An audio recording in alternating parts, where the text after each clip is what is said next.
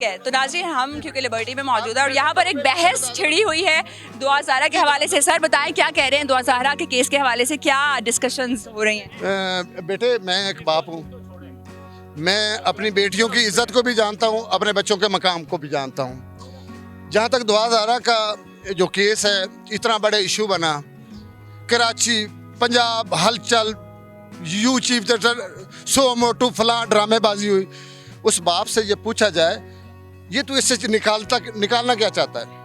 कल तूने कुरान पाक उठा लिया, कुरान पाक के मकाम को जानता है?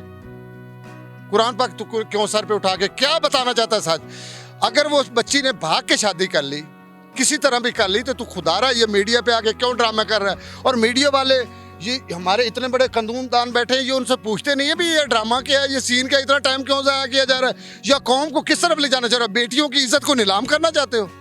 उस बाप को शर्म आनी चाहिए। अगर वो बच्ची ने भाग ली है, वो यंग लड़का है और बच्चा भी शरीफ है, ना कि वो डकैत है, ना कोई स्मगलर है, ना कोई दहशतगर्द है, वो एक अच्छी फैमिली का बच्चा है। अगर उन्होंने शादी कर ली, बच्ची कह रही कि मुझे ये रिश्ता पसंद है, मैंने अपनी मोहब्बत से शादी की, अपनी मर्जी से भाग के आई। सर आपको ये नहीं लगता, आपको ये नहीं लगता कि माँ बाप को राजी करके शादी करना चाहिए थी? एज जो है बच्ची की बहुत कम है, कराची से वो लाहौर आई, तो बच्चों को समझाना माँ बाप का फर्ज होता है। बेटे, जहाँ तक एज का ताल्लुक है, बच्ची और बच्चे की एज सेम है, ठीक है?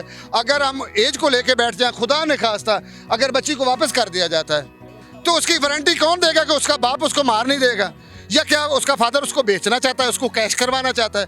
अगर उसने कर ली, तो अगर रजामंदी ये बहुत सख्त जुमले हैं। जिस घर की इज्जत होती है बेटी, आपको नहीं लगता, आपको नहीं लगता एक बाप का राइट है? मेरी बात सुने। उसने निकाह कर लिया, निकाह को अदालत ने भी तस्लीम किया, कौम ने भी तस्लीम किया, आपकी मीडिया ने भी दिखाया। निकाह हो जाए, क्या निकाह हराम है? जब निकाह हो जाता है तो एक मियाँ बीवी हो जाते हैं। मियाँ बीवी को आप तोड़ना, ये कौन सा अच्छाई है? अच्छा, मुझे ये बताएं, जो जुनैरा माहम ने इंटरव्यू किया बड़ा हंस के, उसके बारे में आप क्या कहेंगे? ये बेटे, जो हंसना होता है ना, ये मुल्क पे जिसके पेट में रोटी होती है ना, ये मुल्क हमारा मजाक करता है।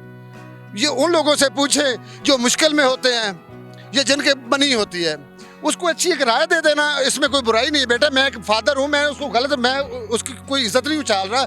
मैं कहता हूँ कि अब उसको बेटी और बेटा बना लो, एक्सेप्ट कर लेना चाहिए। बेटा, इसमें हर्ज क्या है? तो आप अगर वो फाइनेंशियली कमजोर है, आप स्ट्रॉन्ग है, उसकी सपोर्ट करें।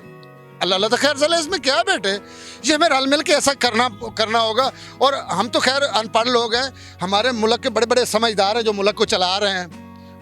मेरा ख्याल है कि वो ज्यादा समझदार है, क्योंकि मुल्क बड़ी खूबसूरती से चल रहा है।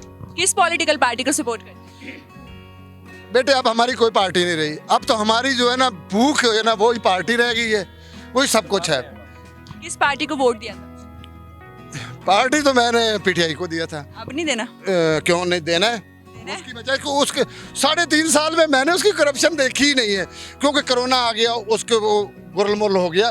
तो ये जो 70 साल वाले हैं ना, ये जरदारी, मुझे ये बताएं कि 12,000 रुपए इमरान खान साहब देते रहे कोरोना के दिनों में, और अब जो है 2,000 रुपए दिया जा रहा है। उस 2,000 देने के हवाले से क्या करें? आप फिक्र ना करें, मैंने बच्चों को कह दिया है, मैं अपनी वाइफ को कहा है कि फिलहाल तो मेरा वो जो है ना मैसेज रिसीव ही नहीं कर रहा है। किया इमरान खान वाला किया था तो मुझे मिल भी गए थे।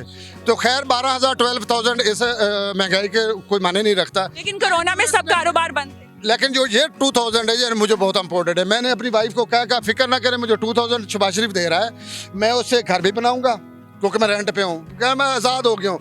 2,000 में घर बनाना है, बच्चों की शादी भी करनी है, और अल्हम्दुलिल्लाह मैं अपनी गाड़ी भी लेनी है। मैं अब नौकरी नहीं करूँगा, मैं 2,000 मिलने वाला है, और वो मिस्टर शबाज शरीफ दे रहे हैं, क्योंकि मुझे लगता है कि ये अच्छा, उन्होंने साथ में बता भी दिया था कि आपने 2,000 रुपए में पेट्रोल डलवाना है, बस का टिकट लेना है, या बच्चों की पढ़ाई पे खर्च करना है, अय्याशी नहीं करनी उस 2,000 रुपए से। इस हवाले से क्या कहें? बिल्कुल बेटे, क्या अय्याशी? मैंने अपनी बीवी को कहा है कि ताला मैं स्पेशल मंगवा रहा हूँ, उस पैसे को ताले के अंदर रखना है, और बाकायदा एक बच्चे को सारा काम छोड़ के उसको गार्ड खड़ा कर देना, क्योंकि ये पैसा बहुत इंपॉर्टेंट है। शहबाज शरीफ ने कहा ना, इससे बड़े बड़े काम लेने हैं। तो मैंने भी बच्चों को उसी दलेरी से कहा कि उसको खड़े हो जा कान लेके। बड़े बड़े काम लेने। अच्छा मुझे ये बताएं कि मरियम नवाज साहिबा ने कहा कि जब मुल्क में 1 या 2 रुपए महंगाई बढ़ती है तो सारी रात नवाज शरीफ साहब को जो है नींद नहीं आती, सारी रात वो रोते हैं।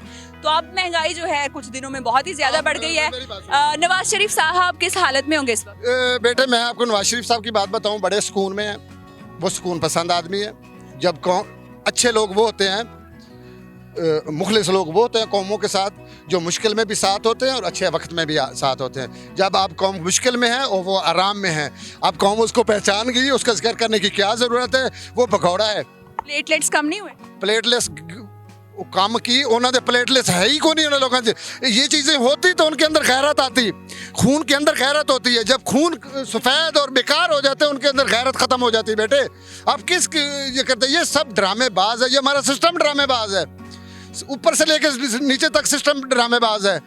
ये सिर्फ गरीबों को मारना चाहते हैं और गरीब मर रहे हैं। अब इनका शौक पूरा करें आराम से। बिलावल भुट्टो के हवाले से क्या? बेटे वो बच्चा है, अब मैदान में आया है तो मैं उसके बारे में क्या कहूँ। उसने, उसकी कोई कारकर्दगी नहीं ना, उसने कोई हुकूमत के बाद दाना काटा। उसके बाप के बारे में मैं बता ज़रूर कहूँगा कि वो मदारी आदमी है। वो डुगडुगी पे जाके सिंध में, अब पंजाब में आया है और सिंध में तू अपने लोगों की हालत देख। तू आके पंजाब को सीधा करने आ गया है। तो बराए मेहरबानी अपने सिंध को संभाल जाके संभाले। सिंध की हालत बहुत ख़राब है। वहाँ लोग भूखे मर रहे हैं, डकैतियाँ हो रही हैं। तू पंजाब का आके ठेकेदार बन के इधर बैठ गया है। शर्म आनी चाहिए तुझे। तेरे पास इतनी दौलत है, अब तू तो कब्र में जाने वाला, कहाँ लेके जाएगा? खाली हाथ वहाँ जाते हैं लोग।